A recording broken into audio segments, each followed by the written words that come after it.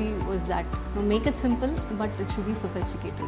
So when you go and talk to Joby and you tell your idea, he grasps that very well.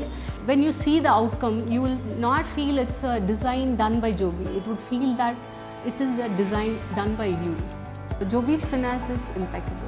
As an owner, my hairstyling session is what I like because it's all glass. Everyone sees from outside as well.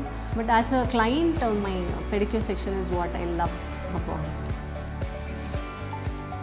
He's such a friendly soul. We are like friends for for life now.